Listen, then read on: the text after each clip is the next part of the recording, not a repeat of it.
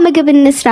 ዛሬ በጣም የምወደው ቲክቶከር የሆነ ሰው ቤቴ ይመጣልና የሚወደውን ምግብ ነው ምሰራለት ማለት ነው። ማን እንደሆነ ኮሜንት ሴክሽን ላይ ገምቱ።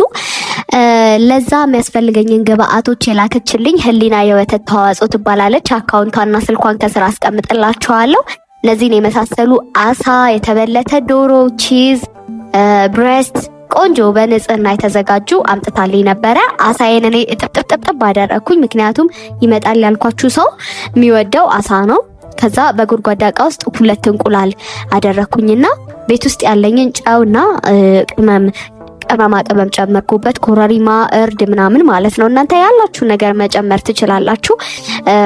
ቅመም ያጣፍጠዋል እንጂ ምንም እንትን አይልም፣ አይጎዳውም። ሳታበዙ አድርጉ እንጂ ማለት ነው። ከዛ የታጠበው አሳይ እንደዚህ ጥንፍፍ ካለ በኋላ መጀመሪያ እንቁላል ላይ ትነክሩትና ከዛ በኋላ ነጭ ዱቄት ላይ ወይም ፍርኖ ዱቄት ላይ ትነክሩታላችሁ። ከዛ መልሳችሁ እንቁላል ውስጥ አስገብታችሁ ከዛ የደረቀ ዳቦ ተፈጭቶ ማለት ነው ዱቄቱ ላይ እሱ ላይ የነከራችሁ ታውጡታላችሁ ማለት ነው።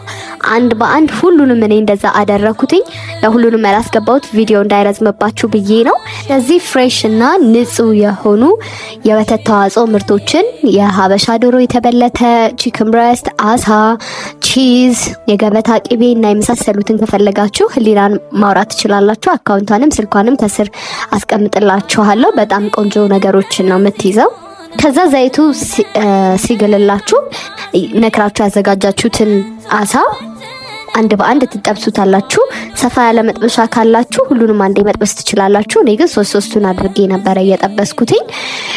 ሂታችሁ ወይ የሙቀት መጠኑ መካከለኛ መሆን አለበት፣ ምክንያቱም ከላዩ ቶሎ ጠቁሮ ውስጡ ሳይበስል እንዳይቀርባችሁ በመካከለኛ ሙቀት ውስጡም ላዩም እንዲበስል አድርጋችሁ አብስሉት። ከዛ እንደዚህ ብራውን ሲሆንላችሁ ይበቃዋል፣ ታወጡታላችሁ። ሁሉንም እኔ እንደዚህ ጠበስኳቸው።